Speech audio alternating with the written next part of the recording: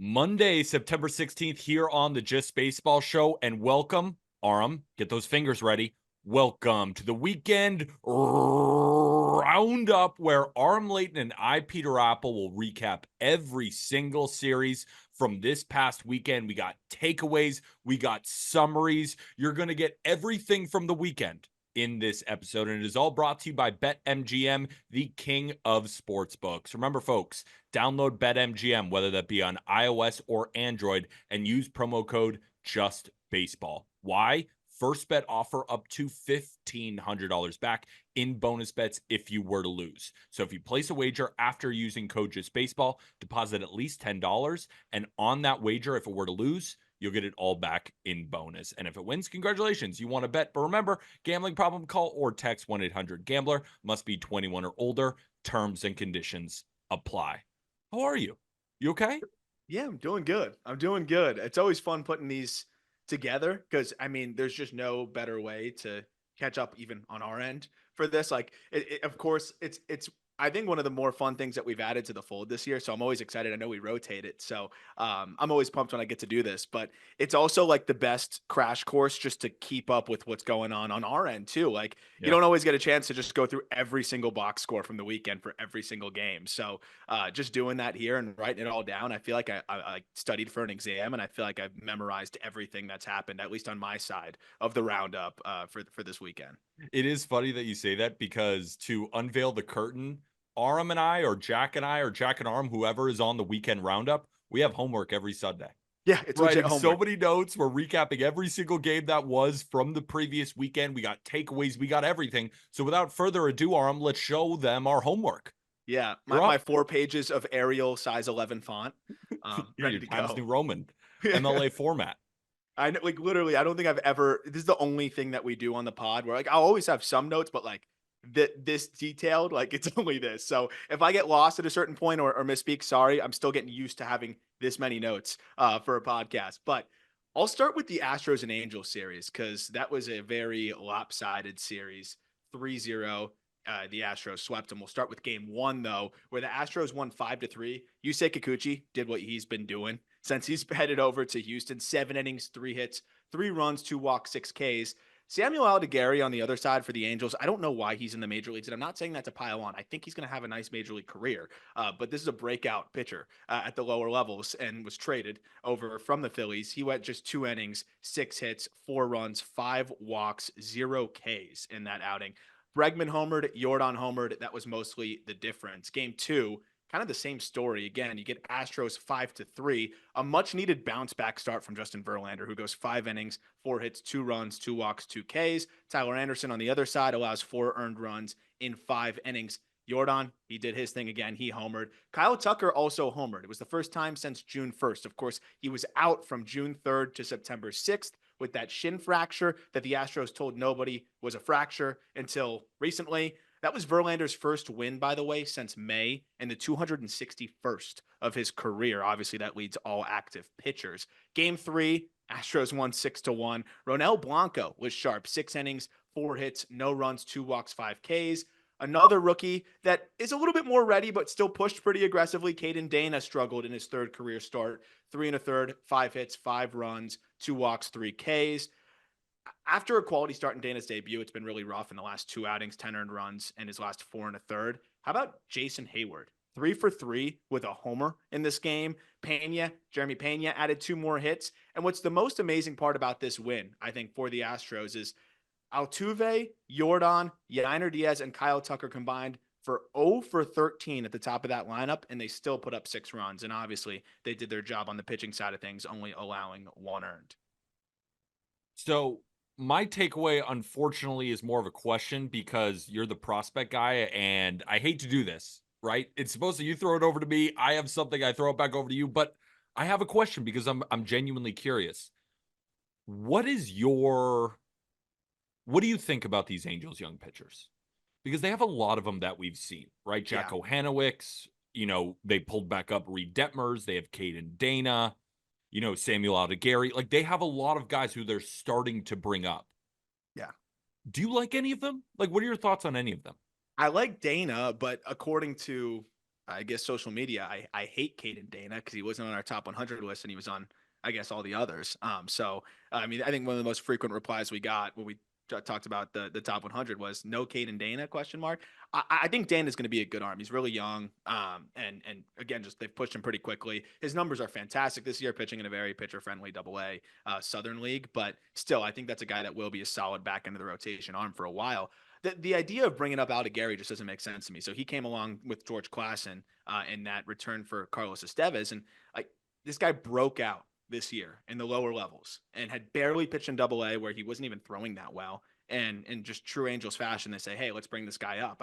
I just don't see how that's beneficial to him at this point. Like he's still learning, lefty pitchability guy, still learning how to make his stuff work off of sequencing and locating and everything. Like I just don't get why you bring him up there. So Gary is really tough for me to be able to assess because I think in a breakout, they just skipped multiple steps in his development here. So I think he's still, I would put like a year or 2 years away for him actually being a big league arm. And then Detmers obviously looks better, and that's a whole different case here. But I really think out of all those young guys, Caden Dana is the only one that I can really confidently say I think is going to hold a big league rotation spot for a while. And even then, I don't think he's ready right now. Like I think I could understand rolling him out there because at least he's dominated through Double A, and you don't want to put him in the PCL. So I can understand Dana being up there, but the idea of Dana and Gary being up there, it's just weird to me, especially when Detmers was down at a point before that. Yeah, no, it's just funny to me. Like the Angels just make me laugh because they pull up all these young pitchers. Caden Dana is 20 years old, but they're sending down Reed Detmers and pulling them back up. My last takeaway on this series is I think Verlander is turning into a massive X factor in these playoffs. Yeah. Because I look at the Astros rotation and I feel very good about Framber Valdez, clearly. Hunter Brown is a beast. Yusei Kikuchi is a beast. So we're good there. And then potentially if Ronel Blanco comes in. But the thing is, do I believe that Verlander can lead the Astros to a win? Like vintage Verlander? I don't. No. I don't, unfortunately. And I almost feel like he could then lose them games in the playoffs rather than even keep it competitive if he doesn't have his stuff that day. Yeah. Because this version of Justin Verlander just doesn't look like the same guy. And I think we all knew that, right? But at the same time, you'd expect to see some flashes, and we really haven't seen any. No, this is what feels like, I hope I'm wrong. And he's a first ballot Hall of Famer. So I think that's where you sometimes set yourself up for failure as a team. I think we're seeing the same thing happen with the Rangers where like you can't fully count out a first ballot Hall of Famer, but at a certain point, like Father Time's going to win. And so it just seems like that's starting to happen. This felt like the best case scenario of this version of Justin Verlander, which is like 5 innings, get a lot of weak fly balls, just keep the ball in the yard, don't walk guys. And you can skate by with 2 strikeouts. Like, that is, I guess, valuable if you can do that in the playoffs. But I'm with you. Like, it feels like the downside is way more significant than the upside at this stage with the Justin Verlander, which is really weird to say. But again, it's Father Time. And just to wrap up on this, that's why I wanted to bring it up now. I didn't want to bring it up after a tough start. I wanted to bring it up after he looked okay against the Angels. Yeah. Right? You need to look a little bit better than okay against the Angels because 5 innings, like 2 runs against the Angels is not great. Fine, and 2 Ks, like 2 Ks is good. Like, it's just so not Verlander. I want to see him keep going, and I want to see him do some good things, and maybe he unlocks a little bit more in the postseason. But it doesn't look like Justin Verlander much anymore. Speaking of the Rangers, though, we have the Rangers-Mariners series, but this was more about the Mariners, who I think honestly effectively saved their season. More on that on the back end when I go through this, but I really think they may have saved their season here with this series. But Game 1, that actually went to the Rangers. They won 5-4. Kumar Rocker shines in his debut. He didn't go long enough to get a win in his big league debut because they want to manage the pitch count a little bit. But 4 innings, 3 hits, 1 run, 2 walks, 7 Ks for Kumar Rocker, who we've talked a lot about on the show since he's come back from Tommy John.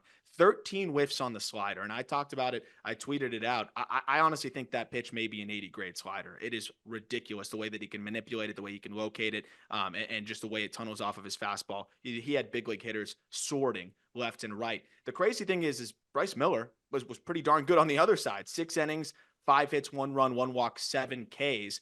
But really, the Rangers were able to kind of get things going early. Josh Young homered in the second. And also, what's fun, though, is Justin Turner ignited a 4 unanswered run stretch for the Mariners. But the Rangers answered back with 4 runs of their own. Nate Lowe homered in the 7th. Marcus Semien homered in the 8th. And then 2 seeing eye singles tied it and then gave them the lead in the 8th. So Uh, it really felt like a back and forth, one of those games. It's hard when Kumar Rocker can't go more than 4 or 5 because you're limiting him. So the bullpen was, needed to do a little bit more. But I thought even though, the Mariners wanted to, get off to a hot start. We'll talk about the next 3 games in the series, though. I just wanted to segment this one because I wanted to talk Kumar Rocker by himself. I mean, how incredible was he in that outing for you? That is exactly what I hoped when watching Kumar Rocker, who has been one of my favorite pitchers from college baseball, and I've just been rooting for the guy, right? The path to the big leagues, getting drafted 10th overall, medicals don't work, so you go to indie ball for a cup of coffee. He was barely an indie ball. Then he gets drafted even higher at 3rd overall.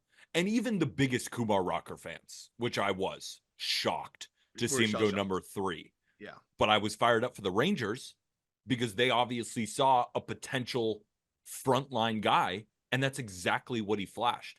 Yeah. I didn't even think he had command of that slider early on. And then once it started getting in the zone, like it was unhittable. When it wasn't in the zone, guys were swinging and missing. Yeah. But there were some takes there that I saw where if Rocker slider isn't there that day, he can kind of become one of those pitchers where, all right, we're just going to take until you're in the zone. Yeah. And then we're going to smash your fastball. And his fastball is still great. But I think that could be happening to him. But he remedied that so quickly. I thought it was just the first inning, right? The first couple batted balls that were very unlucky, but then gets right back in the zone and was just dominant. So I was fired up. The slider, I agree with you, was as good of a slider as you're going to see. And it was in his first start, pure electricity. Can't wait to see him throw again. And I mean, it was a fun back and forth. It seemed like the Mariners were very excited to see Kumar Rocker come out of that game because they scored those 4 unanswered runs before the Rangers answered back with 4 unanswered of their own. So it was a lot of like runs back and forth, almost like an NBA game.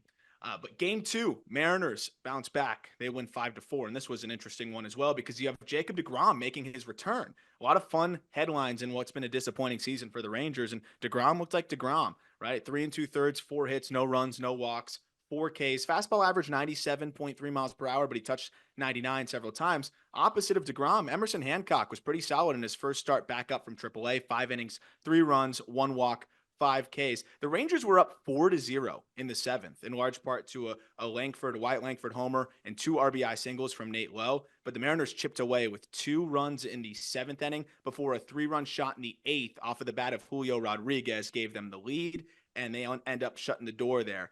I honestly thought that was a season-saving swing from Julio Rodriguez, a 3-run shot like that to come back and win that ball game when they could have easily went down 2-0 in this series so late in the season, could have got away from them pretty quickly. And it kind of carried the momentum for them into game 3, where the Rangers go unique here. They get Scherzer back in the rotation as well, but with him limited innings wise and the bullpen already having to work a lot with deGrom and Kumar Rocker, the first 2 games of the series, Scherzer opens up and then Jack Leiter follows up on a piggyback, and it was electric. I mean, they both go 4 innings of 2-run ball. Scherzer only struck out 2, but he was effective. Jack Leiter struck out 6 and looked really, really darn good.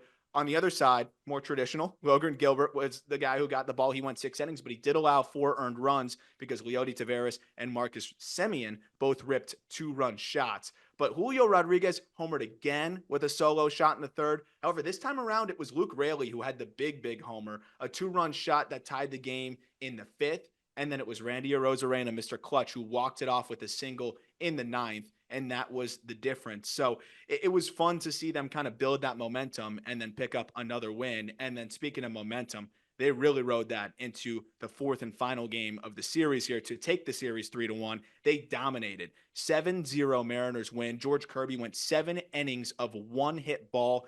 Mitch Garver and Randy Arozarena homered. It was Mitch Garver's first 3-hit game of the season, which is crazy. It shows you how rough it's been for him, but nice to see him going here a little bit. And then Victor Robles also added 3 hits. I mean, I really do feel like because of the stretch after that, Julio Rodriguez's 3-run shot in the bottom of the 8th, it does feel like that season-saving home run. They end up rattling 2 more wins after that, and they're right back in the thick of it, only 2.5 games out of the wild card now.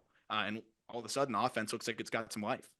Exactly. The Mariners are 2.5 games back of the wild card. As bad as this season felt, they're still right in the thick of it. And you talk about Julio Rodriguez, and for good reason. I agree with you. That did seem like a saving season swing, a swing saving season. How do you say it? A Season swing, saving swing. a sing sway. We all know what I'm talking about. We know that Cal Raleigh is a very good catcher as well offensively. But I want to shout out two guys that I think have been key cogs in this somewhat of a renaissance of the Mariners offense, where they've been much, much better. And not just like not terrible. They're the number one offense by WRC plus against right-handed pitching in the month of September. And now I know that that is a short sample, right? Because we're in the middle of September. But I think it points to future success potentially for them, because it's the rest of the lineup finally taking advantage of their opportunities. Victor Robles has been doing that, right? He already has an 821 OPS this year, a 139 WRC plus. But since September started, he's got a WRC plus at 218, 118% better than the league average hitter. But they need more than that. And they've gotten it from Luke Raley, guy who came over in the Jose Caballero trade, right? Yep. It didn't start off great for a guy who can't really field. You better be able to hit, Luke Raley. But it was 710 OPS in the first half. Just nothing of what the Mariners wanted. Second half, slashing 256, 371, 560 for a 931 OPS. Jorge Polanco's been doing better. It's all the guys that they brought in to hopefully help Julio Rodriguez, Cal Raleigh, JP Crawford has been injured. These guys hit, and they're doing their job. So shout out the bottom of the Mariners lineup. I think they've been huge in this renaissance. Absolutely, and it just shows you how different things can be. Like it was a well played series by the Rangers. I mean, they had, I know again some of their starters had to go a little bit shorter, but I mean they added some really electric arms to the fold here, and they all threw pretty darn well. And I mean they swung it pretty well too, and up until that last ball game against some good arms that the Mariners rolled out there. So I think it really is more of a testament to the Mariners here, who just had a really nice series, and again shows you what they can do when they are swinging it even half decent. We'll go to the NL West. Always fun to talk more NL West. And we have Giants versus Padres, where the Padres swept. And it was very one-sided through the first two games. Then we had a really, really fun one in game three. But game one, Padres won 5-0. Dylan Cease dominant, 6 shutout innings, 10 strikeouts. Logan Webb on the other side only goes 4 innings of 3-run ball. Fernando Tatis is the story, not just this series, but pretty much since he's returned. He homered, and it was his third consecutive game with a homer. Luis Arias and Jackson Merrill both had 3 hits. And then how about the Padres bullpen? 3 hitless innings in relief off of the back of Dylan Cease going 6 shutout. It's going to be pretty hard to get back into a ball game when the pitchers are doing what they're doing there on the starting end and on the relief side. Then game 2 was even more lopsided. Padres win 8-0. A much-needed bounce back from Joe Musgrove, who had gotten shelled last time out. He bounces back 6 shutout, no walks, 8 Ks. Donovan Solano adds 4 hits. Tatis had 3 more of his own. Xander Bogaerts homered, who's also been coming alive. And, I mean, I could go through the list of everybody who had multiple hits. The Padres had 17 as a team there, so very easy victory there. And then game 3 was a lot more competitive. Padres take that one 4-3 in extras. It was a Landon Rupp versus Martin Perez matchup. Rupp goes 5 innings, 2 hits, no runs, 4 Ks. Martin Perez on the other side was very solid as well. 5 innings, 2 hits, 1 run, 2 Ks. But it really ended up turning into a fun game in the 6th, where Machado got things going with a sac fly. That was the first run of the ball game in the top of the 6th. And then Donovan Walton for the Giants. I don't know if I was really familiar with him before I did this, to be honest. He tied it up in the bottom half with his first home run of the year. I think he only has 3 in his big league career. And then you get a little bit later here, Fernando Tatis homers again. His 4th home run in 5 games to give the Padres the lead in the 8th, before Elliot Ramos tied it up with a solo shot in the bottom of the 9th. And apparently, according to Bob Nightingale, which when we tweeted that out, I was like, oh, wait, it was via Bob Nightingale. I hope this one is true. It was the first right-handed homer into McCovey Cove. That's pretty nuts. One other crazy note on this as we finish out the series here, Luis Arias had 2 hits. So now he's now gone 139 consecutive plate appearances without a strikeout. He has struck out 2 times since the All-Star break. Peter, the Padres are scary right now. They are scary. And that was going to be my takeaway. I wavered slightly, Aram. I'm not going to lie to you. I was talking to Jack in the last weekend roundup. And before that Cease start, before this Musgrove start, I was a little bit worried about the starting rotation, right? Because if Cease has got to be on a heater, right? Because we know Dylan Cease at this point on a heater, it doesn't matter where he is, when he is, he's going to dominate. When he's not, it can get really bad really quickly. Is Yep. Joe Musgrove's arm good enough to succeed in the playoffs? Yu Darvish, Michael King, are they good enough if Cease isn't the man at the top? Well, Cease just flashed that. Then Musgrove came in and dominated. And we got to just kind of recap. I know we're recapping the series. Let's recap the Padres lineup for a second. Luis Arias is the DH, one of the best bat to ball guys at the top of the lineup. Fernando Tatis Jr. is one of the most talented players in Major League Baseball in right field.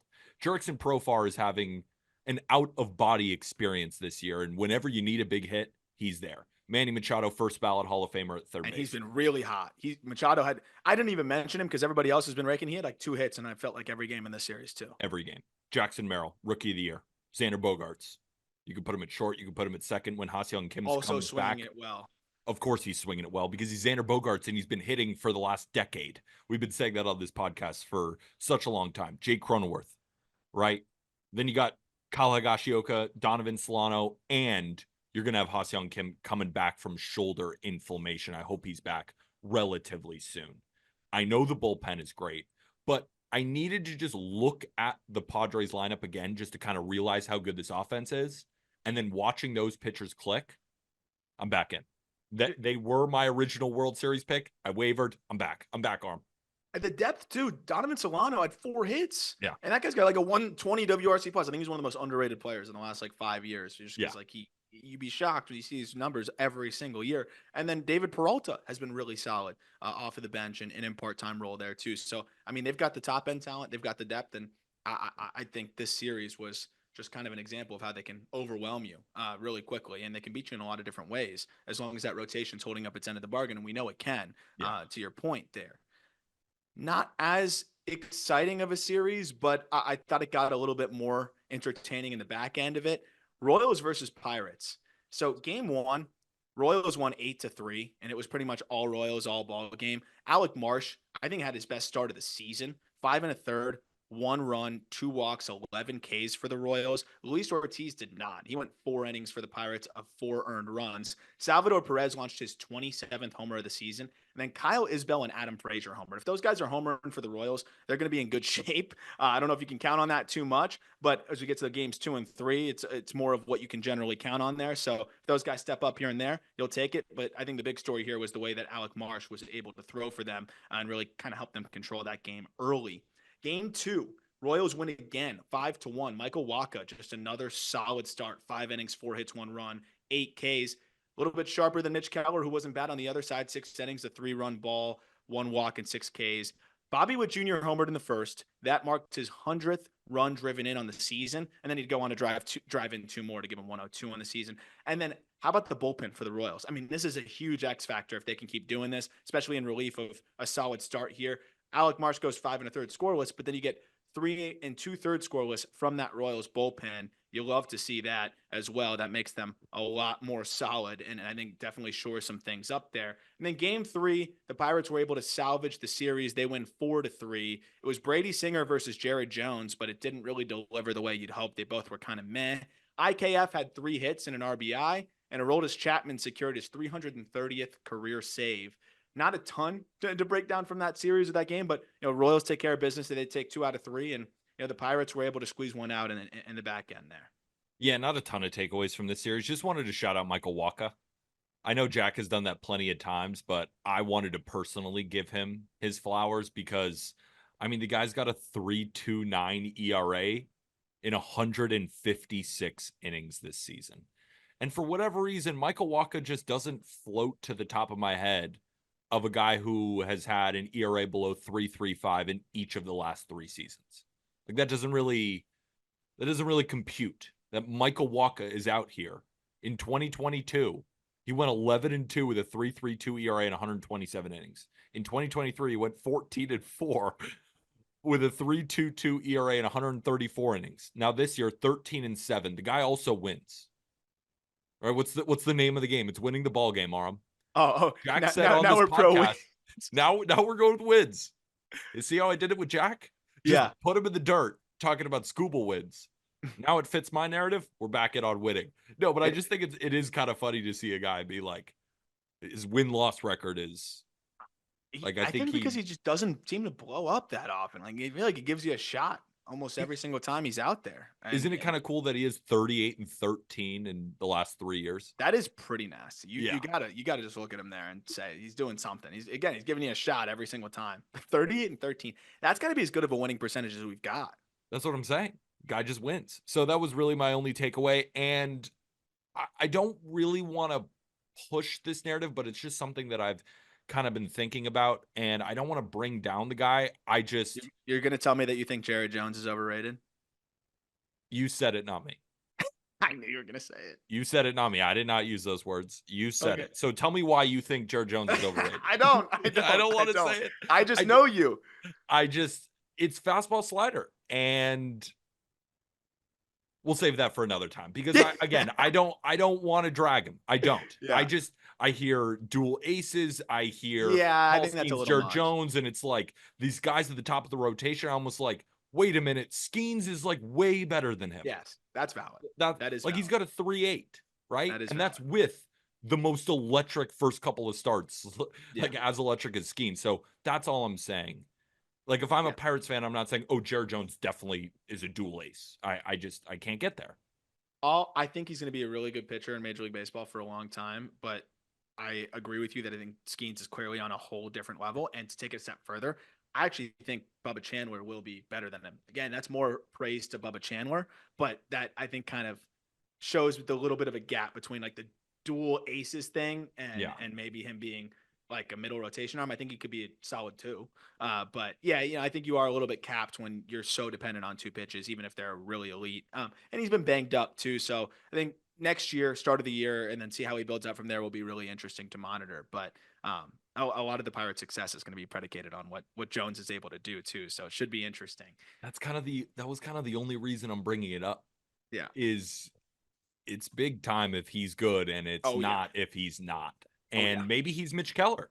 Mitch Keller's a good pitcher. Which would be great. But yeah, to that point, that's not Paul Skeens. No, it's not Paul Skeens. And I don't think anyone's saying he's Paul Skeens, but the co-aces thing, like, and again, I don't want to be a curmudgeon, but it's hanging out in my brain. What am I supposed to do? Not talk about it on the podcast? Yeah. I'm an honest guy. I have thoughts. Whether they're right or wrong, I don't know, but I'm going to tell you.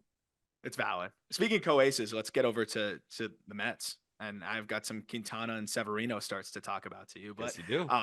Mets Phillies was a fun series overall. Some interesting storylines, some unfortunate ones within it. But game one, Mets boat race the Phillies. They went 11-3. Jose Quintana keeps doing his thing, man. 7 shutout innings, 3 hits, no walks, 4 Ks. He outduels Aaron Nola, who goes 4 1/3, allowing 6 earned.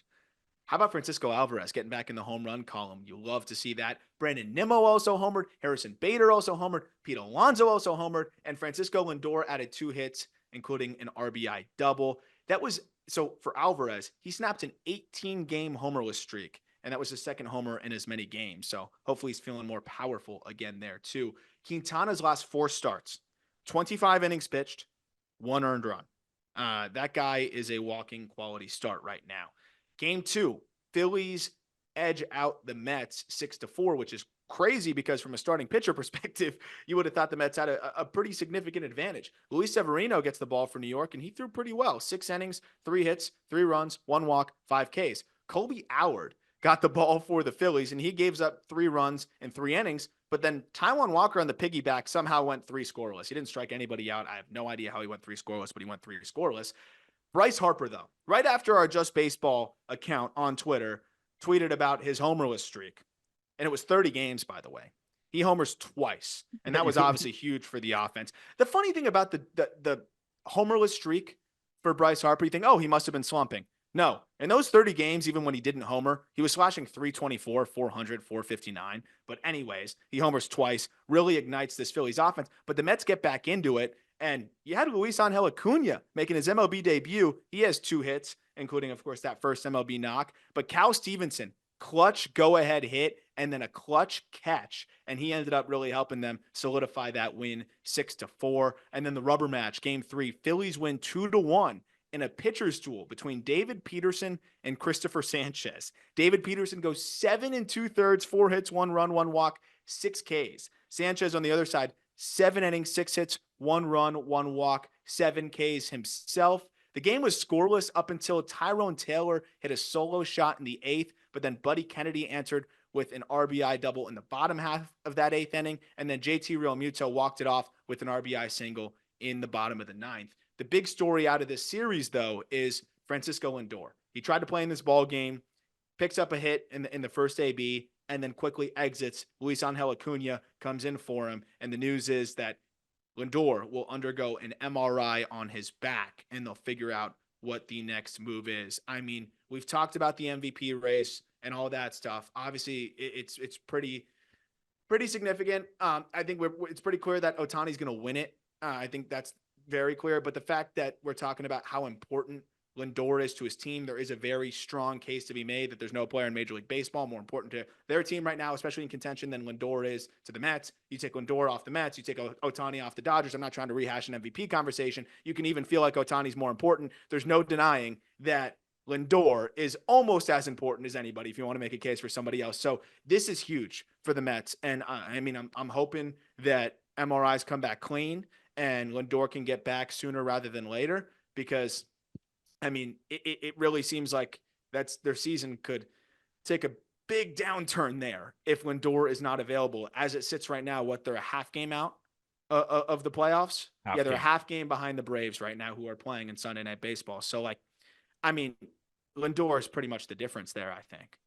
So I knew that we were going to come up with this series, and originally I felt bad, and I was going to come in and say, man, the Mets must feel so robbed. Not just because of the last game of the series, not just because JD Martinez flied out to the warning track maybe 3 or 4 times. It was robbed of a home run. Shout out Jolly Olive on Twitter for putting that compilation together.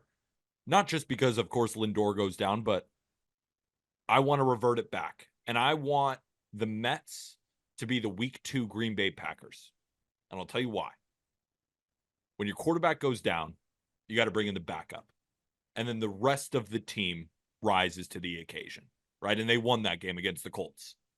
So I want to see which guys in the lineup step up to do this, because the Mets are not out of it. They can still win. And Lindor's an amazing player. But you talked about how great the pitching has been between Quintana, Severino, David Peterson. And then, of course, they still have other guys who have been great too. Like Sean Manaea has been a stud all year long. They have guys in the starting rotation. The bullpen is good enough.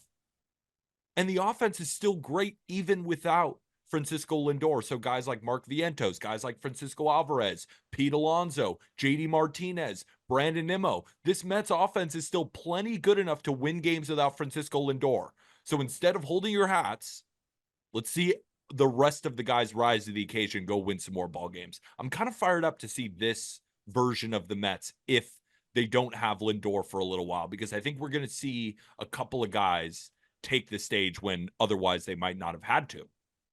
Yeah, no. And it's interesting because, you know, it sucks too, because McNeil has been so good in the second half. It feels like 2 of their hottest hitters, you know, going down is tough, but I'm with you. I mean, they've got more than enough talent. Can somebody else step up? And maybe this is where Pete Alonso really, you know, starts hitting like the peak Pete Alonso that we've seen that can hit 50 home runs. Like, can he kind of lock into that level? Because it's not like teams are really pitching around him that much. It's not like teams are fearing him like they have in some years past, and maybe they will a little bit more with the way the lineup's thinned some. But I think that's the big one here. Can Pete Alonso, you know, really kick it into another gear? He's been swinging it well of late, but, you know, that's going to be an interesting one. And then I think the other just fascinating development is, you know, these arms that could be on the way for the Mets. You know, Christian Scott, I think they're going to be more careful, but he's already throwing a bullpen off that UCL sprain. Kodai Senga, they're not totally ruling out yet as he progresses back from the calf, where they're saying, you know, he could maybe work in short spurts, or maybe he could.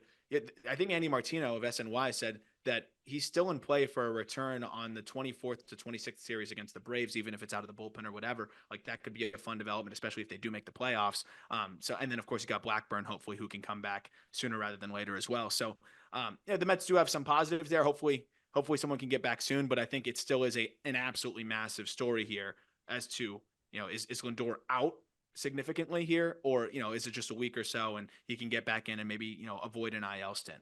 Yeah, absolutely. I ain't counting out the Mets yet. I ain't No, counting them out. They're not Lindor merchants. There's so much more talent on this team. They can still win. They can still get in this. absolutely, absolutely, and it's going to be fun to see just kind of how they navigate that infield and everything as well. Rays Guardians, 4-game set here, and it started with a Rays win 5-2. It was Ryan Pepiot versus Gavin Williams, which I was actually very excited for. Me But too. unfortunately, Ryan Pepiot got pulled after 2 innings because his velocity was down a little bit. Cash came out after Kevin Cash, manager, and said, not too worried about it. It was more precautionary. He's going to make his next start. So that's the good news. But that did leave the bullpen, having to wear it. Well, they wore it fine. They went 7 innings of not giving up a run in relief. Cole Sulser, of course, the Rays fixed him. He started his career there in 2019, and he went 3 no-hit innings with 5 Ks. Gavin Williams was fine, but I thought he could have been a little bit sharper. Brandon Lau launched his 18th home run of the year. Yandy Diaz and Jose Caballero both had multi-hit days. And unfortunately, Williams gets the loss. 5 1/3, a 3-run ball is fine. It's hard to win ball games when you're only going to score 2. But also, you also see what this Rays offense can do when Yandy Diaz is swinging it, and Brandon Lau is healthy and in the lineup. Game 2, Rays win again, 3-1. Again, a solid pitching performance on the Guardians side. Just didn't score any runs. Tanner Bybee went 6 innings, 3 runs, no walks, 9 Ks. But Zach Littell was even better. 6 innings, 2 hits, no runs, no walks, 5 Ks there. Catcher. Rays tried a new catcher recently. And, well, his name's Logan Driscoll. He hit his first career home run. So that was pretty exciting. Jonathan Aranda also homered, and Jose Siri added a double and a triple. An inning and 2/3 save from Edwin Uceta as well, which is always fun to see. A guy go out there and go multiple innings, or at least have 2 up downs there. Game 3, though, Guardians fight back. They win 6-1. Joey Cantillo continues to look really solid since coming back up from AAA. He goes 5 shutout with 6 Ks. Drew Rasmussen, they're not ready to fully stretch him out yet, so he was just an opener. He goes 2 scoreless to open things up, but then the Guardians were able to get to the bullpen. Lane Thomas and J-Ram, back-to-back home runs. Josh Naylor also had 2 hits and 2 RBI. Thomas has 3 multi-hit games in his last 5 and entered Sunday with an 1150 OPS in September. That's a huge development for the Guardians. Caminero had 3 of the Rays' 6 hits in that ball game, so they really couldn't get the offense going. And Joey Cantillo, in his last 2 starts since returning from AAA, 12 innings, 1 run, 1 walk, 16 Ks. It's all about the command for that guy. And when he's around the zone, he is tough to hit. Game 4, pitchers duel. Ben Lively out-duels Taj Bradley. Lively went 5 shutout. Taj Bradley gave up 2 earned runs in 4 1/3 innings. Guardians bullpen combined for 4 hitless innings with 7 strikeouts and no walks. Just outrageous, this bullpen. And really the difference just was a Brian Rocchio RBI single. J-Ram and Angel Martinez both had multi-hit ball games. This was just kind of one of those classic series where even when the Guardians get off to a slow start, it feels like in the 4-game series, they always salvage the back 2. I don't know. It just seems like they always do that. If they're off to a bad start, they find a way to win the next 2. And these are 2 good teams. I know the Rays haven't had the year that you're expecting, but when the Rays are healthier, they're still a tough team to beat. And I thought it was a fun series back and forth. I guess my only takeaway is who's starting game 4 for the Guardians in a playoff series? Who's starting game 3? Because you assume that it's going to be Gavin Williams and Tanner Bybee, but Yep. I don't even know why I'm assuming that Gavin Williams deserves it because he has the most upside of any of these young arms. He has to. He hasn't been great either. Like Tanner Bybee's Ben at the Lively. top. Ben Lively's getting game 3. I guess he is like Joey Cantillo or Matthew Boyd. These are their 5. So how are they winning playoff games? Because we know how good the bullpen is. Now the offense is kind of limping to the finish. They're playing mediocre baseball, I would say, offensively right now. So they need to get hot. But the Guardians have been built on pitching all year. Like Ben Lively is a big reason why they are atop the division. Matthew Boyd has been a godsend in terms of some of their starters going down. They bring him over. Like they brought in Alex Cobb, gets injured again, right? Yeah. So I'm just thinking to myself, and I don't really have an answer to this. It's more a thought exercise of what the Guardians are going to do in the playoffs. Would they go with openers potentially instead? I think similar to what we saw with the Rangers there with Scherzer and Leiter, I Piggybacking. think you have that starter that you hope can give you 4 or 5 quality. But Bibby's gonna go game one, and he yeah, better get 6, and I think you he can don't get 6. you don't even think about that. I think Gavin Williams even he has to get the ball game 2, and you roll with that. And then I think it's Lively in game 3, but you have a piggyback ready to go in case he struggles. That could be a totally different look, like a Cantillo or a Boyd or whatever. So I think that's probably how they approach it. And they're just going to piece together and somehow just make it all work. They really only have to get through 5. Yeah, And then just you get get to through that 5. bullpen and it's dynamite. So I think if you have Lively and then Cantillo or Boyd just waiting right there, you can either quick yank Lively and go to one of the other lefties, and then once you get to 5 or 6 innings, that bullpen's going to take over and just dominate. So I think they go Bobby game 1. I think they go Gavin Williams game 2. I almost think they go opener, and then potentially on the matchup, then you go to Lively, or then you go to Cantillo, and then you give Matt Boyd game 4. Almost something like that. Because I do think I have more faith in Matthew Boyd than Ben Lively and Joey Cantillo, which I know is crazy. But the guy's a veteran, and so is Lively, but Boyd just has more innings under his belt, and Cantillo's just still young. And if, the command's not there in a high-stress environment in the playoffs, we saw, I mean, he can get crushed. So, but again, he's looked great since returning from AAA. Ben Lively's coming off that 5-inning shutout. So manager Stephen Vogt's going to have a lot to figure out when it comes to this rotation come playoff time. And the last thing I'll say too, though, is you mentioned Boyd being a godsend since coming back, from injury. If he turns in a couple more quality starts, he might just grab that 3rd spot on his own, because or maybe you have an opener, like you said, and then have Boyd coming in after. But I mean, he's made 6 starts this year now, 33 innings. He's pitching to a 2.18 ERA. Yeah. And it's not like he's faced a bunch of bums. Like the last time out, he faced the White Sox, but it was at the Dodgers, then the Pirates, the Rangers, and then at New York against the Yankees, and then also against the Cubs, who had at that point, over the last month have been swinging it pretty well. So, I mean, he's thrown well. And to your point, like that could be a guy that ends up getting the ball. I think it's still open. It's wide open, and I think they're going to go matchup dependent. I agree with you there. Isn't that just so funny though? Like a team like the Guardians, where we're trying to figure out who's going to be in the rotation for a team that's leading the division is one of the few teams with like 80+ wins and has been great all season, but we're still trying to figure out who's getting the ball game 2. Like I don't think we can say that it's definitely Gavin Williams. I think we want to think that, but I mean, who knows? We'll see. Guardians magic, baby. I love it. I love it. That's why I'm excited for the playoffs between them and the Brewers. I think MLB's worst nightmare would be a Guardians Brewers World Series. I think it would. That would be like I would love it. I would love it. From a media perspective, I wouldn't for our jobs. I wouldn't just because those numbers ain't gonna be as good. Yeah. But honestly, man, I wish we could almost simulate that because it would be fun as hell. I would love to see those two teams battle. But I know nobody. I know at least casual sports fans have no interest in that, and I don't blame them. I understand. I get it. Marlins Nationals. I know you may not care, but the Nationals took 3 out of 4 in that series. Game 1, Marlins won 6-3. Hell yeah. Mitchell Parker was dynamite. 6 1/3, 3 hits, no runs, no walks, 5 Ks. Darren McCacken, not bad. 5 innings, a 3-run ball. All 3 runs came in the first. But the Marlins went on to score 6 unanswered. Connor Norby and Jonah Bride each knocked in 2 runs. And 3 of the Marlins' 3 hits. sorry.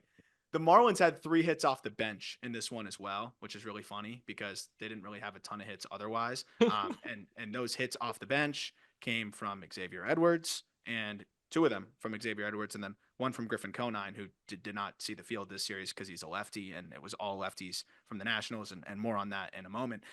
Game 2, Nats win 4-1. Edward Cabrera shoved 6 innings, 1 hit, no earned runs. 1 walk, 9 Ks. DJ Hers kept them in the game, though. And that was the big thing there, going 5 innings of 1-run ball. 2 runs in the first inning came on an Edward Cabrera error. Ball was flipped over to first base. He was covering. He went to look at the bag and I think just missed the catch. But then as the ball hit the ground, he put his hands on his knees and was like, oh, I can't believe I didn't catch it. Another run came around and scored. Those should be earned runs. I understand it's an error. You're the pitcher. That's one of the weird baseball nuances that I think is really interesting. But unearned. He was sharp otherwise, though. Luis Garcia homered. Jacob Young drove in a run. Otto Lopez also homered for the Marlins, if you care. Game 3, Nationals win 4-1 again. Pat Corbin, 6 innings, 1 run, 1 walk, 6 Ks. Outduels Vincent Belloso, who goes 5 1/3, 6 hits, 3 earned runs, 1 walk, 4 Ks. Joey Gallo, Jose Tena, and Juan Yepes all homered. Game 4, Nats win 4-3. Mackenzie Gore shoves again. 6 innings, no runs, 2 hits, 2 walks, 5 Ks. Adam Oller, not bad. 5 innings of 3-run ball the other side. James Wood, 2 mega nukes. Dead central. 425 feet, 435 feet. Oh, but he needs to pull the ball in the air more. Those were dead central, off like on the outer half. If you can do that, it's not that important to pull the ball that consistently. I still think he could get better pulling the ball in the air. Does not matter that much, though. Gore versus the Marlins. 19 innings, 2 earned runs, 24 strikeouts, and 4 walks. That's a 0.95 ERA. Gore versus everybody else, a 4.62 ERA. The Marlins finished the year 2-11 versus the Nationals. And the last note I have on this is the Marlins rolled out like a right-handed lineup as if, they're trying to spell like a super tough lefty. Lefty, we got to bring out all our right-handers. We need to get the Marlins like a stat head subscription. Lefties versus Mackenzie Gore this year. Left-handed hitters are slashing 308, 384, 512. Righties versus Gore this year are slashing 270, 343, 392. Yet Kyle Stowers and Griffin Conine were on the bench, while Christian Pache, who entered the game 1 for 8 with 4 strikeouts against Mackenzie Gore, got the start. Unsurprisingly, the Marlins got shut out by Mackenzie Gore. That's all I got there. Really, really good for your rookie to not play and then just get to pinch hit against the closer a couple times in a series. That's 1 for 2 in those opportunities, though. Really good opportunity there.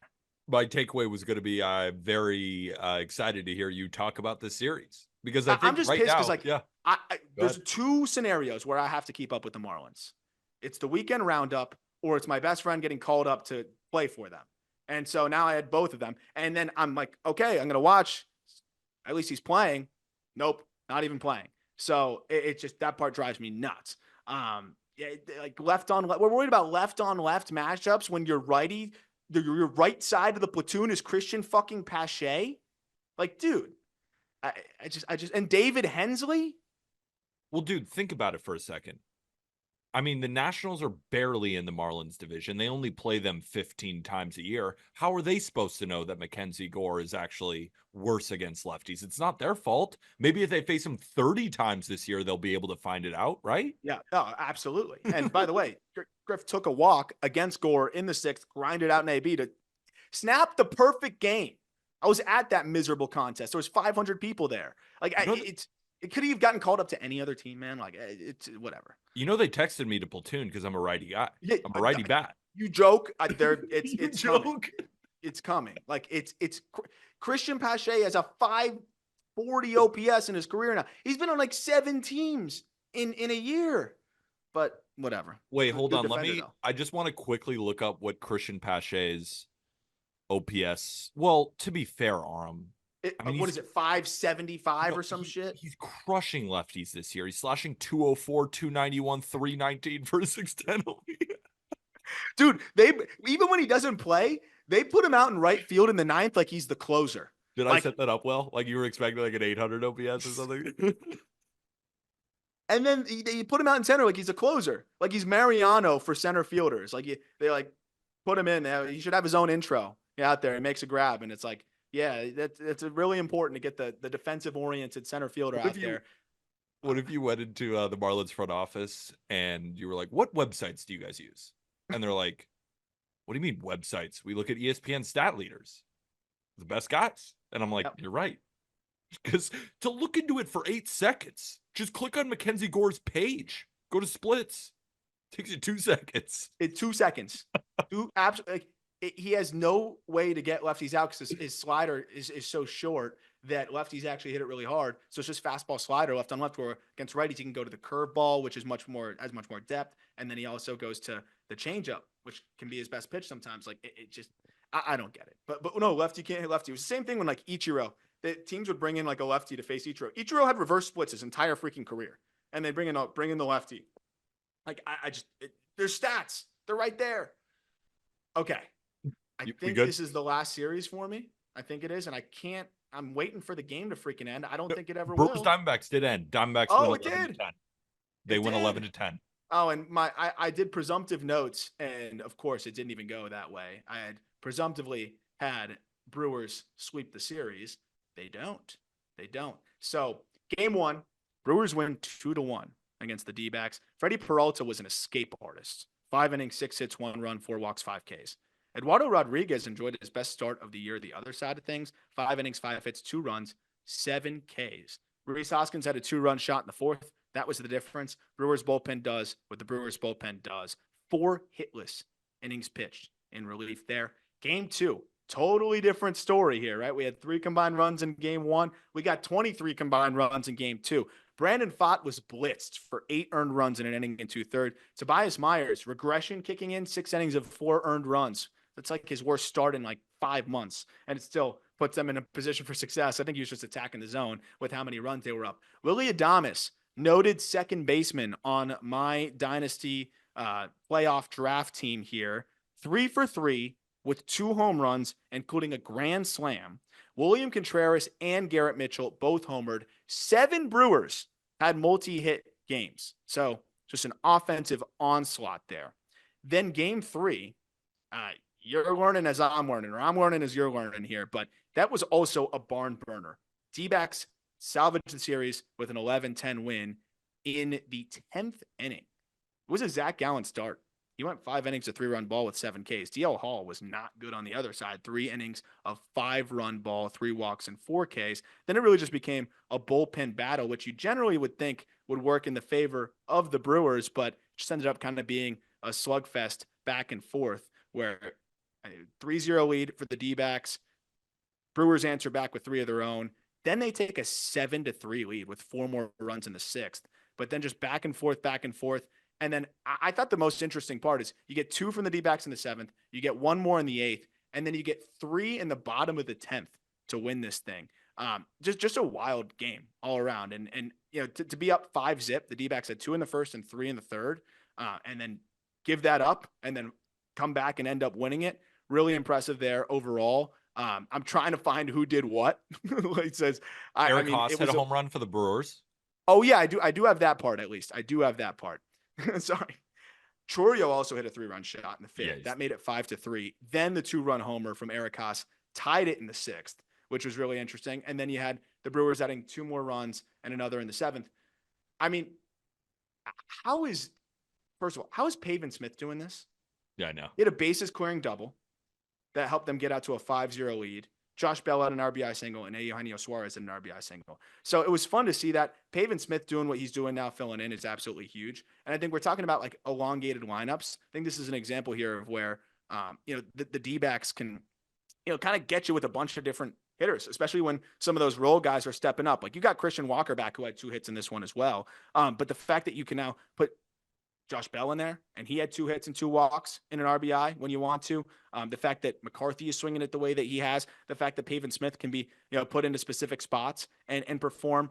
You also had Adrian Del Castillo pick up an RBI, and you also had Gabby Moreno make his return in a pinch hitting role there. So I think a lot of positive developments overall for the D-backs, even though they lost 2 out of 3 here. And I think it was a really big win for them to grab that last one, to salvage the series and avoid the sweep. So 2 teams that I've been on all year where lately I've been kind of wavering are the Padres and the Brewers. And I looked at this series and I said, I want to watch a lot of this because this is a big time series for the Brewers in particular. And I know it's obviously a big time series for the Diamondbacks, but I wanted to see the Brewers go into an environment like that against a team that can really hit and see how they do. First game, you win in a low-scoring game, especially because in that series, you're going to get Pfaadt, then you're going to get Gallen. So you're going to get the playoff pitchers for Arizona. They win in a low-scoring game. Then they win in a high-scoring game. And arguably, they should have won the last game of the series, too. This is without Christian Yelich, which I just can't fully get over. But it's Yeah. just contributions from everybody in the lineup. And when you watch Brewers baseball, it's a lot of 2 hitters and it's a lot of 5 and 6 hitters Yeah. throughout the lineup. There's no bad 9 hitter. There's no bad 8 hitter. They're all just solid. And then the bullpen comes in and the starters just give them enough to get there. Like the Brewers, they're not respected by Vegas in terms of the odds to win the World Series or win the National League at all. They continue to fall. And in my opinion, I continue to get more excited about the Brewers because you could tell that there's just this core nucleus there that never gives up. The bullpen is too good. It's almost like Guardians baseball where they can beat you in so many different ways and the defense is so good. I thought this was huge for the Brewers to come into Arizona to a team that has been the best offense in the entire second half, take 2 of 3, and arguably could have swept them. And they won in so many different ways, which is Yep. just another reason why wavered on Padres Brewers. I'm back in, folks. Brewers Nation, Padres Nation, we're here. We're here. And Chorio butting into a superstar is absolutely huge. Stud. And I mean, he had a triple that drove in a couple runs. Like he had 5 RBI in this one. But I also want to talk about Adrian Del Castillo, who had pinch hit RBI single in the 10th. Like he just seems to be clutch and just rising to the moment. Seems to be incredibly comfortable. And then it was a Gino Suarez single to get ahead there. But yeah, it's just been fun overall and walk it off there. Excuse me. But I think what Chorio's been able to do in Yelich's absence, like you can't fully replace that, but he's kind of done that in the second half. Like he's been putting together Yelich production, which is wild. So that's huge for them. And I think getting Mitchell back, and I think if Rhys Hoskins can get going here, this team can still do it. But we're gonna have that feeling of like, man, I wish we could see what it looked like with Christian Yelich playing the way that he was playing too. But hopefully we'll get that next year. And even though you might not have Adames in the fold. One last thing too, because I'm always going through the splits, looking at the last 2 weeks, seeing who are the best hitters. Gino Suarez, your major league leader in F4 in September so far, 1.4. Guys playing defense. He's hitting bombs. He's been great for the Dbacks. Like these are 2 of the better teams in baseball, and I thought it was one of the more entertaining series. But you're done with your series, right? It's time for me. Yeah, we'll kick it to you. Perfect. We do a quick break, real quick. Before we get to my series, how about a quick break? All right, we're going to start in the Bronx as the Red Sox took on the Yankees this weekend in a 4-game series, and it was wildly entertaining, at least for me. Game 1, the Yankees win 2-1 in 10 innings. Gleyber Torres homered in the first to start the scoring. Danny Jansen hit a solo shot for the Sox to tie the game at 1, and Juan Soto then walked it off in the 10th with an RBI single. Cooper Criswell was good again, and he's been solid all year, and I don't understand it. The guy's sitting in the mid to high 80s, and I don't get it, but he keeps shoving. 5 1/3, 1 earned, ERA to 3.98 on the year. Good to see Nestor get a good start against a division rival. 5 innings, 1 run, 9 strikeouts, ERA to 3.90. We moved to game 2 where the Yankees win again 5-4. Now the Red Sox got an early lead 4-0 through 7 innings after Masataka Yoshida and Trevor Story went deep. Shout out Trevor Story, first home run of the year. Welcome back. Gleyber Torres also had an RBI single to make it 4-1. And then Aaron frickin' Judge steps up to the plate, hits a grand slam to take the lead in the 7th, stops the longest home run drought of his career at an extensive 16 games. But this game was also the revenge of Dick Fitz. Richard Fitz, 5 innings, no earned, 2 Ks was dealt from the Yankees to the Red Sox. And Clark Schmidt, since returning, he's been great. 1.74 ERA in this game, 5 2/3, 2 earned runs. Game 3, Red Sox get revenge. They win 7-1. And this felt like I haven't been this mad at the Yankees all season. I mean, they've had some blunders, don't get me wrong, but the game completely fell apart for the Yankees and Garrett Cole when he intentionally walked Rafael Devers with nobody on, just waving the white flag against a guy that has dominated you. And I understand you hear it from Matt Blake, you hear from the pitching coach that was what they wanted to do in that situation. And Austin Wells, I guess, was not even keyed in on that. And then what happens? The Red Sox put up 7 in the 4th and 5th inning, highlighted by RBIs from Yoshida, Wilyer Abreu, and Rafael Devers. Bayo was fine. He was good. 5 1/3, 1 earned. Cole was terrible after that. 4 1/3, 7 earned, 3 walks. really, really bad point. They had to rebound, and they did. They win 5-2 in game 4. They grabbed a 4-0 lead early, highlighted by a Gleyber Torres home run and Aaron Judge's 53rd home run. Aaron Judge becomes the first Yankee with 300 total bases since Mickey Mantle in 1957. Tyler O'Neill homer in the 4th, but it just wasn't enough. Shout out to Giancarlo Stanton. He had 2 RBIs. Shout out Carlos Rodon for his 15th win. 5 1/3, 2 earned. Yankees win and move to 87 and 63. Red Sox fall to 75 and 75. Aram, I almost threw my remote at the television when I saw Garrett Cole walking Rafael Devers with nobody on. I thought it was so cowardly. And it didn't even make any sense. Like, why do that?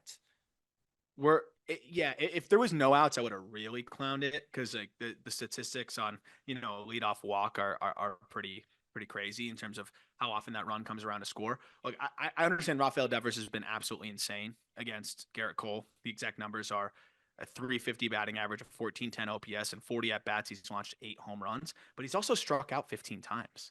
Right? Like, you've got 9 people, I guess 8 fielders. He's got to hit a round ball with a round bat. It's the 4th inning. It's not like you have an open base. And you're Garrett Cole. Where it's like obvious. It's not like one of those obvious open base situations. Of course, you have an open base because the bases are empty, but it's not one of those where it's like, oh, well, you might as well just walk him. Yeah, it doesn't make as much sense to pitch to him here. Like, there's no one on. Just go after him. If he hits a solo shot, he hits a solo shot. I never understand putting a runner on because you're afraid of them hitting a solo shot. It's a round ball, round bat. It's a tough game, and you're Garrett Cole. So, like, even if it's a guy that owns you, like, he's hitting 350, right? That's 35% of the time that he's getting a hit. So, like, and that's amazing. But that's why I don't understand just the auto walk. Maybe even make a couple pitches. And then if you fall behind, this is a guy that chases a lot. Yeah. Make 2 pitchers pitches, see if he chases. If he doesn't, then you put him on. I thought it was very much like and I get it. And Cole's had fun with it, and he owns it and understands it. But, like, I don't know. I felt like it almost embodied kind of him feeling like he's not himself, and he doesn't look like himself right now. He looks like a guy that's, coming off of an injury and is still kind of fighting through it. And, I just wonder if he's feeling 100% and he's really, has confidence in his stuff like he does when he's, Garrett Cole, if he's automatically walking him. And that was the first time he ever intentionally walked Rafael Devers, by the way. Okay, but here's the thing. He's been great up until this point. In his last few starts, like, look at his game log. He has been shoving lately. And then he was already shoving in that game. Isn't his contract like $300 and something million? I'd have to go back and check the exact figures, but I'm pretty sure he's the highest paid pitcher in Major League Baseball. Maybe not AAV, but maybe contract length. You're the ace of the New York Yankees. You're facing your rival. You cannot intentionally walk him. I understand, pitch around him, sure. Throw a couple of sliders, see him chase in the 4th inning. And then you're given this and then just telling him to go. Oh, I hated it. I hated every single second of it. Like, you're the guy. You are the guy, Garrett Cole. And there's one thing of owning it, and sometimes you can own it too much where you let it trickle into the game, where he's asked these questions so much and he's telling the reporters, yeah, Rafael Devers owns me. Ha, ha, ha. You're Garrett Cole. Own him. I don't think you ever will now. But whatever. And, I was harping on that negative. The Yankees took 3 out of 4. There are a few games up in the division now because the Orioles did not have a great series, which we will talk about right now. Orioles versus Tigers. Game 1, Tigers win 1-0. Kerry Carpenter homered in the 1st, and that was it because the Tigers pitching staff was elite. Bo Brisky, he's the opener. He gives you 1 shutout. But then Brant Herter, 5 2/3, 8 Ks, no hits. Brennan Hanafy, and then Tyler Holton allows a hit in the 9th to ruin the combined no-hitter. And who else but Gunnar Henderson? Zach Eflin was great, 6 2/3, 1 earned, 3 Ks. But when you only get 1 hit, you ain't going to win. Game 2, Orioles do get revenge. They win 4-2. Orioles grabbed a 4-0 lead through 7 innings, highlighted by Gunnar Henderson's 37th home run. Parker Meadows hit a home run, and Torque had an RBI single, but it just wasn't enough. And it was so good to see Corbin Burnes bounce back like this. 7 innings, 2 hits, no earned, 7 Ks, ERA to 3.06. I was worried about Corbin Burnes for a little bit, but the past few starts have been a little bit better, and he needs to create some momentum going into the playoffs because, of course, Eflin's been good, but the Orioles need that horse at the top. And game 3, Those fighting Tigers continue to roll. They win 4-2. Riley Green started the scoring with a 2-run home run and then ended the scoring with a solo shot in the 8th. Adley homered, but it wasn't enough because Keider Montero is out here throwing 5 shutty against the Orioles in September. Now, Cade Povich was good, right? The Riley Green home run was the only runs he gave up. 5 innings, 2 hits, 2 earned, 8 Ks. Just wasn't enough. Tigers win and move to 77-73. Orioles fall to 84-66. Aram, we're talking about the Mariners being 2.5 back. How about those freaking Tigers who've won 7 of the last 10 games and are also just 2.5 back of the wild card?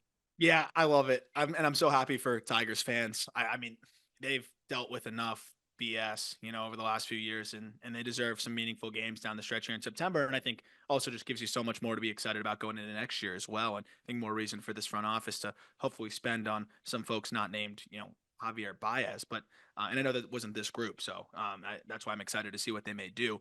Keider Montero, man, like I've been talking about the rotation for next year and all, Sawyer Gibson-Long coming back and Jackson Jobe getting, an opportunity. And Montero to me has always just kind of been the odd man out, but he went complete game shutout last time out. And now he goes 5 more shutout innings this time around. So he's 14 consecutive scoreless innings, just continues to avoid barrels. And I think the fun thing with this Tigers team is they're just young and kind of playing with nothing to lose. Whereas I see this Orioles team where last year they were young playing with nothing to lose. And right now they look tense as hell. They look like they're playing not to lose. And I think you're seeing them feel the pressure a little bit now. And it's been a really tough stretch. They're still 84-66, which, I think is a testament to how good they've been out of the gate. But this feels like a team that's pressing. And, this Cade Povich start, and again, now he's been really solid back-to-back outings as well. This is huge for them. But this offense it just doesn't seem comfortable. And I don't know how much faith I have in the bullpen consistently here. It's interesting. I don't know whether I want to give the Tigers credit, and I think they deserve credit. But I also think this is a tough stretch here for the Orioles, who are hitting quite a bit of a wall. And I don't want to harp on the Orioles' misfortune because I think that they're going to be fine. But I agree with you. Tight sphincters right now. Yep. Sphincters are tight. Yep. But I really wanted to highlight a guy that I've been just enjoying watching in the second half. And I think he's been arguably, now there's some arguments in there, the best center fielder in the second half. And that is Parker Meadows. He's been awesome.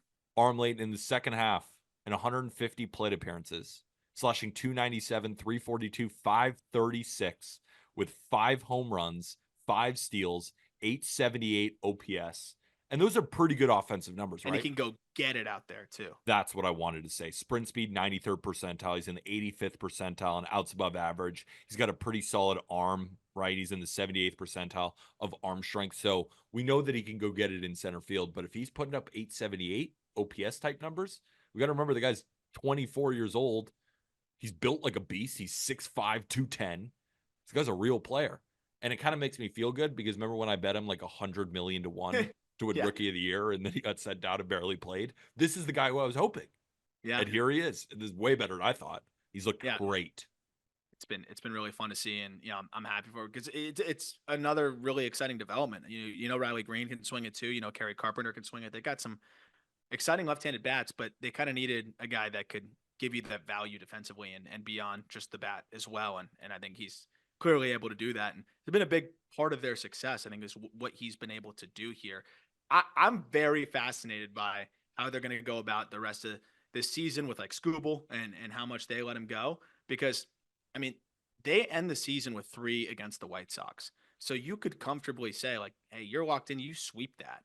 It's just going to be a matter of how do you do against the Royals for 3 in Kansas City. You got the Orioles for 3 more in Baltimore, and then you got the Rays for 3 at home. So that's a tough 9 games. But if you can keep yourself within 3 ball games to close out the season, you got a good shot against the White Sox, for those final 3. So it should be fun to see how they, navigate the next week or week and a half. And I love that too, because I mean, the Tigers aren't afraid of missing the playoffs. They're playing with nothing to lose. If they miss the playoffs, like whatever. And I remember I keep harping on this point because I think it's one of the better points that you've made. I mean, you make great points all the time, but you know what I mean? Just the fact that these September games being competitive are so important for these young teams. Oh, yeah. To show that you can compete, and then you come back next year fired up, and then you hit the ground running in April, and then all systems go. This is huge for the Tigers. So if I'm a Tigers fan sitting here, I'm also thinking I got nothing to lose because Yes. this is Enjoy it. exactly what I would want to see if we were to miss the playoffs.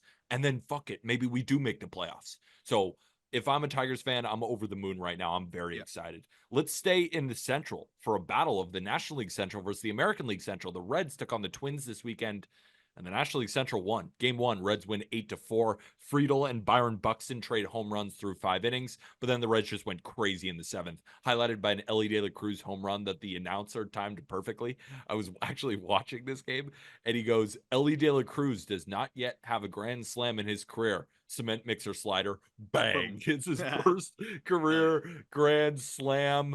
Overall, decent pitching performances, not great. I mean, Bailey Ober was not good. 6 2/3, 5 earned runs. Game Chill. two, Reds win 11-1, boat race. Twins actually scored first, if you can believe it. But once the fourth inning started, the Reds went insane. TJ Friedel homered again and went 4 for 4. Jake Fraley homered and went 3 for 4. Spencer Steer, Jonathan India, Noel V. Marte, 2 RBIs each. And damn it, Nick Martinez needs more shine. I know the Reds have not had that great of a year. I know he's not Hunter Green throwing 100 miles an hour. He's not a funky lefty, or he's not a first round pick. But damn it, keep shoving. 6 innings, 1 earned, 6 Ks, ERA down to 3.37. Game three, Twins needed a win, and they got it 9-2. Reds had a 2-0 lead going into the fourth inning. Things were getting nervous, but that ended quickly. Twins scored 9 runs from the fourth to the seventh inning. Shout out Brooks Lee, 2 for 4 with 5 RBIs. Carlos Santana, and it was so funny. I think it was Javi who sent that into our group chat, Just Baseball, where they got an It might have MLB been alert. Peyton, I think, where it Might was have been like Peyton. Carlos Santana and the Twins lead or take on what the Reds. Is that what it was for like the Roku game? Is that what it was? Shout out the call from MLB. He went 3 for 4 with a home run and 2 RBIs. Yeah. They were on point Fixes in. there. Fixes Yeah. in. Rhett Lauder, he did give up 3 earned, but that's a really tough game. Yes. You've already won the first 2 games of the series. You got the Twins at home. It's very unlikely that they'll sweep. And he was still effective. And his ERA is again down to 1.74. Reds win and move to 73 and 78. Twins fall to 79 and 70. And again, as we're sitting here today, we're talking about the Tigers and the Mariners 2.5 back. Twins just 2.5 in front. Yep. I think that's the thing is like if the Tigers can just tread water here, the Twins may just relinquish their lead. Like that's the interesting part of this thing is like you don't have to fully close in on them. You just need to maintain what you're doing because they've got the Twins, that is, have 4 games in Cleveland. They got 3 games in Boston, which, even though the Red Sox have not played well of late, it's not easy, to play there at Fenway. Then they've got, 3 against the Marlins, which you hope you take care of business against them. But also knowing baseball, Marlins probably take 2 of 3. And then against the Guardians, they might sweep them. Like, it just doesn't make any sense. Exactly. That's the sport. And then they finish out against Baltimore, who, those games will probably matter for too. So it's not an easy schedule at all. And even more of a point towards the Tigers' final 3 games. If it's, if you're within 3, there's a non-zero chance that, the Twins could get swept by the Orioles, even though they're not playing great either right now. But also those are 2 teams that could kind of cannibalize each other there. So it'll be interesting. Like, we're going to have a really fun finish to this whole thing. I think in the AL wildcard, both wildcards, but the AL especially. Also, I don't mean to keep punching down on the Twins, but there's a lot of series left against teams that are over 500. That's correct? what I'm saying. Yeah. The Twins' record against teams that are over 500 this year is 36 and 49. Holy shit. To put that in perspective, the Mariners 35 and 42 against teams over 500. Detroit Tigers 40 and 48.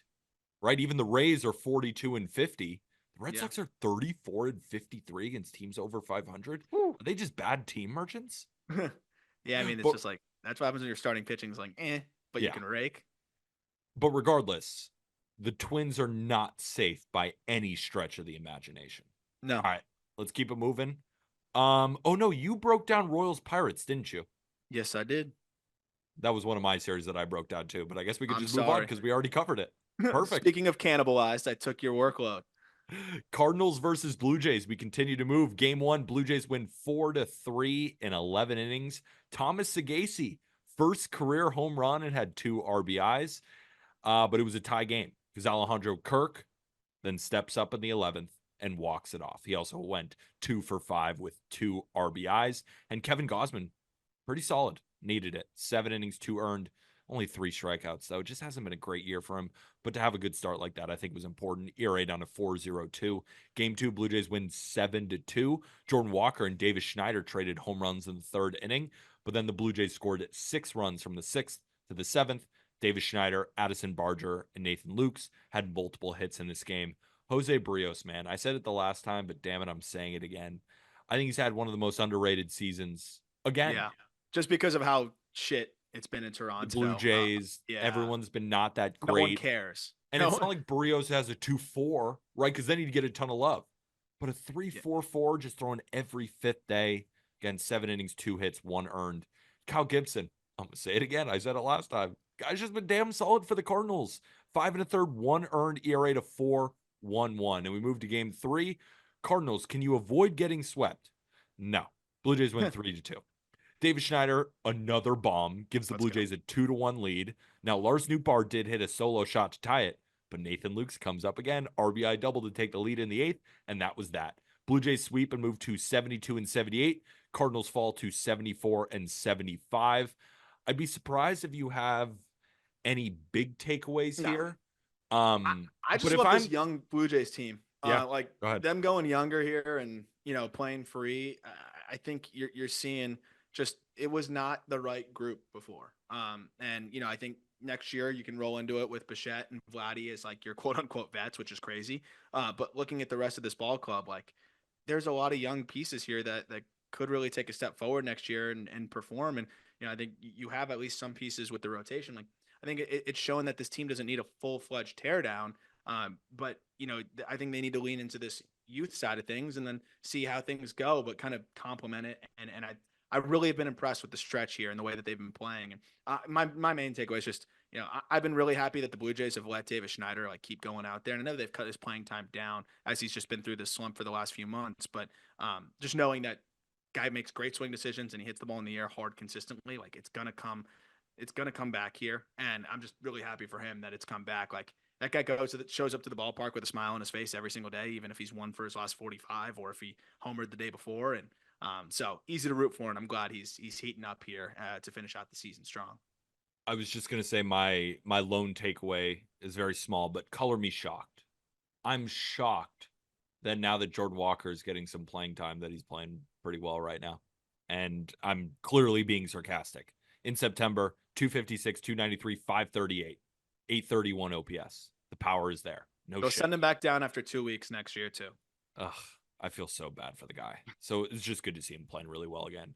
The series of the weekend, A's White Sox. The White Sox won the series. Shout out the White Sox. And also A's. Come on. We can't be losing series to the White Sox. I know you're the A's, but come on. A's win 2-0 in game 1. Zach Geloff and Brent Rooker had the RBI hits. Brady Basso, to be perfectly honest with you, I didn't know much about him, but he shoved. 5 in the 3rd. I had no idea who that is, by the way. No earned, 2 Ks. He outdueled Garrett Crochet, the classic 4-inning guy these days for the White Sox. 4 innings, 1 earned from Garrett Crochet. He does that every single outing these days. Game 2, White Sox win 7-6. They grabbed a 3-0 lead early, highlighted by a Gavin Sheets home run. The A's tie it at 3 in the 6th, highlighted by a Brent Rooker 2-run single. White Sox take another lead, then blow it again in the 9th, and now it's a tie game. But Andrew Benintendi, the highest paid Chicago White Sox ever, hits a solo shot to win it in the bottom of the 9th. And how about Chris Flexen? Shout out to Flex, man. 5 innings, 8 Ks, Aram. Chris Flexen at 8 Ks in this economy. Yep. All that's going on in the country. Chris Flexen is out here getting 8 strikeouts and no earned runs. It's, that's inflation.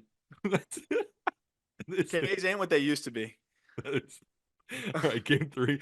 White Sox win 4-3. Is kind of the same story. White Sox grabbed a 3-0 lead in the 1st, highlighted by Gavin Sheets home run again. Brent Rooker hit a home run to make it close. But now we got some new guys in the equation. Brian Ramos, home run in the 6th for the Sox. Shea Langeliers hit a home run in the 9th, but it just wasn't good enough. Another pitcher that I really hadn't heard of. Sean Burke, 5 innings, 2 earned, 5 Ks. Dude's been good. ERA I actually like him. You do? Yeah, we just did the White Sox system on the call up, and did that with Elijah Evans, who does a great job on our socials, and also does a great job with Future Sox, covering the White Sox system.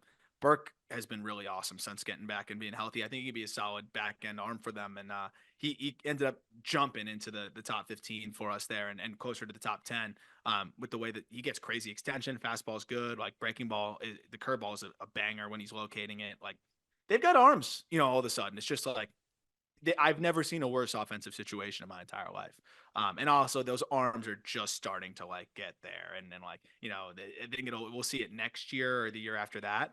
But man, they could use a Sean Burke in the worst way. So glad he's in the fold there. 2.25 ERA. Just saying. Yeah. Yeah. I'm trying to think if I had anything else to say about this godforsaken team. But Well, you got to let me finish the record. The White oh Sox yeah. win the series and move to 35 and 115. A's fall and move to 65 and 85. Yeah, I mean, if you have a takeaway, good for you. I mean, I'm surprised if anybody turned on their TV to watch this, even A's and White Sox fans. I I mean, dude, I would struggle to get through one of these games, but I mean, we got to recap it. That's all I got. It was a surprise that they won Here's a 2 out of 3. takeaway. Here's a takeaway. JP Sears has been good for the A's this year.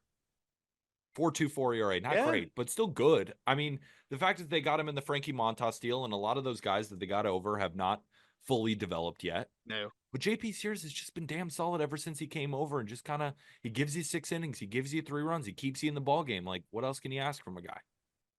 no, You know, he's been solid for them. what else can you ask from a pitcher? Be Lawrence better? Butler's been amazing of late. Yes. Since he's made it, I'm gonna do a dive on him soon. Brent Actually, Rooker's a top 10 hitter in the game. legit. I'm gonna do a Legit. swing adjustment breakdown on Lawrence Butler. But yeah, that's all I got. Andrew Benintendi starting to earn his contract now. Very excited about that. Another series watched by only fan bases of these teams. I think And only family members of the team, and maybe that. shout out the Colorado Rockies if your fans are still watching. Game one, Rockies win 9-5 against the Cubs. Hunter Goodman homered twice, and they were all tanks. 843 feet combined of home runs. Ezekiel Tovar also went yard. Michael Busch hit one 453. We're going to talk about Michael Busch moving forward. The dude was hitting tanks all weekend. Just wasn't enough because the Austin Gomber show was on full display. One Yep. of those Gomber Coors starts where he gives up 9 hits, but only 2 earned in 6 innings. Him. Game 2, Rockies win 6-5 in 10 innings. Cubs grabbed a 2-0 lead, highlighted by a Cody Bellinger home run. PCA has been hitting tanks all weekend, gave him a 3-1 lead with a 438-foot home run. The dude's got pop. They kept trading runs, highlighted by a home run by Michael Toglia. Sam Hilliard also went yard in the bottom of the 9th to tie it at 5. And then we go to the bottom of the 10th. Brenton Doyle RBI single to win it. I want to shout out Jameson Taillon. Fantastic year for the Cubs. Just been objectively great. Yeah. He was good here. 6 innings, 2 earned. That's in Coors, 6 strikeouts. I don't care. Facing a AAA lineup, you're at altitude. Good start. ERA to 3.54. Also, shout out Kyle Freeland. 7 innings, 3 earned for him. Game 3, Cubs win 6-2. Needed to get a win, and they got it. They got out to a 2-0 lead, but a Jacob Stallings home run made the score 2-1. Michael Busch homers in the 7th, then again in the 9th. First bomb went 438. Second went 468. And PCA homered in the 9th as well. Rockies win the series and move to 57 and 93. Cubs fall to 76 and 73. Michael Busch, man, he's not quite in the rookie of the year race because, of course, Jackson Chorio's taken that step. Of course, you got Jackson Merrill, and of course, you got Paul Skeens. But Michael Busch has been such a good addition for the Cubs on defense, on offense. This is a building block for the Cubs. 100%. Great addition for them. And you figure he's only going to get better. The defense has actually gotten really strong at first base too. And he's just going to be a guy that hits for a while. I just have a lot of confidence in him being able to get into that power and give you good ABs, and he walks plenty. And you see what he can do at altitude. But it's been I don't think the Cubs are going to make the playoffs, right? But at least the finish was strong. I know that the Cubs fans will probably say, yeah, it was the same thing last year though. And then we came up a little bit short. But I mean, this was a year where things looked, pretty lost at points. So, just being able to finish strong here, and you could probably look at the offseason and say, hey, we're we're a piece or two away from really being where we want to be. I think there's a lot of positives over the last few weeks, and a couple of them being PCA doing what he's doing, and then Michael Busch just continuing to put together a really good season for them. I mean, those are two massive building blocks for them. Our last series before we wish everybody a very happy rest of their Monday was Dodgers versus Braves. Game 1, Braves win 6-2. They grabbed a 5-0 lead after 2 innings, highlighted by home runs from Gio Urshela and Jorge Soler. Do you think Braves fans thought that sentence would ever be said? That in September, they're getting leads on home runs from Gio Urshela and Jorge Soler? And then the Dodgers. Great offense. Noted great offense. And then Miguel Rojas homered, but it just wasn't enough. Schwellenbach good again. One of my favorite young pitchers. 6 innings, 4 hits, 2 earned, 6 Ks, ERA to 3.73. Landon Knack, who has been really good for the Dodgers as a spot starter, young guy, got crushed. 2 innings, 5 earned, not great.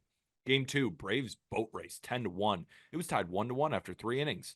But then Orlando Arcia had a 3-run double that blew it open, and then the Braves just piled on, including a big 3-run double by Matt Olson. It shouldn't have scored all those runs. It was because of a Mookie Betts throwing error. But regardless, Braves win 10-1, and Chris freaking Sale, best pitcher in the world right now. That's 35-year-old Chris Sale, ERA to 2.35. He leads Major League Baseball. All pitchers. Wins, strikeouts, ERA, FWAR, FIP, XFIP, continue to go down the line. And Jack Flaherty. Oh, go ahead. I was just saying the Red Sox are paying his salary. You didn't have to put that in for the Red Sox fans still listening to this podcast, but that is a fact. It is a fact. They still are paying his salary. Now, Jack Flaherty, tough start. Really hasn't had many of those. 3 innings, 4 earned, ERA to 3.04. You can give him a pass there. The Braves just kind of boat race. And then right now, as normal, we are recording on Sunday Night Baseball. It's 2-2 in the 7th. Let's end this so we can keep watching that. Charlie Morton shoved 6 innings, 1 run, 6 Ks. And Walker Buehler, our guy, 6 innings, 3 hits, 1 earned, 5 Ks. I didn't realize he was pitching. I thought he was pitching tomorrow. That's my bad. Damn. It sucks that I missed that, but dude, shoving. Love to see Sunday Night Baseball, baby. At a baby Walker. And it's 2-2 in the 7th. We got to go watch it. So anything else, or we got to give our takeaways? You got takeaways on the Braves Dodgers? Noted nasty offense, 16 runs in the first 2 games of the series. I definitely would take that offense early in any hypothetical draft. So that's all I got. I'm excited. I'm going to go catch some games down here when they come to town. Hopefully they just tee off. Hoping I can line up for a 50-50. I think it's timing up where Ohtani could go 50-50 here in Miami. So looking forward to catching that. But other than that, now just Braves are coming alive a little bit, which is a little concerning considering what we're talking about with the Mets and how banged up they are all of a sudden. So I think this is a huge one on Sunday Night Baseball, depending on how this finishes, and it will be finished by the time people are listening. But like to take the series here, I mean, you could potentially take the 4th though, but to already know that you're taking 3 out of 4 from the Dodgers, like clearly the Braves kicked it into another gear here, knowing that the Dodgers are coming to town, and it shows you. I mean, like they've been there, done that, and even when it's not all of their guys, they can still get going here, and they can still be a tough team to beat. I think I'm going to invest in the Braves to win the World Series. You just called them the Mariners of the National League. I know.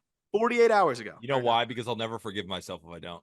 I've been saying it all year, just waiting for the offense to get going. And if all it takes is a little spark in September and the offense is good enough, pitching is just so good, but I'm still waiting on Reynaldo Lopez news. I want to see if he's going to be fully good to go. So we'll continue to update you here on the Just Baseball Show. And if you enjoyed the weekend, get those fingers ready. Roundup. Make sure to hit that like button on YouTube or hit that big red subscribe button because we got videos coming out 5 days a week. And if you listen to it on audio, Spotify, Apple Podcasts, wherever you get your podcasts, greatly appreciate a 5-star review. It is the best way to support this show. Check out Just Baseball merch. Arm's rocking his shirt. I'm rocking my hat. Jack's not on the show, so nobody to hate. Don't be like Jack. I bet he's not even wearing Just Baseball merch right now. Actually, he was at a wedding, and I know he's not. No, he's not. He should. Don't be like Jack. Go get your Just Baseball merch in the episode description. Codes, game time, Just Baseball on BetMGM. For Arm Laden, I'm Peter Apple. Have a great rest of your Monday. And with that, thank you, everybody.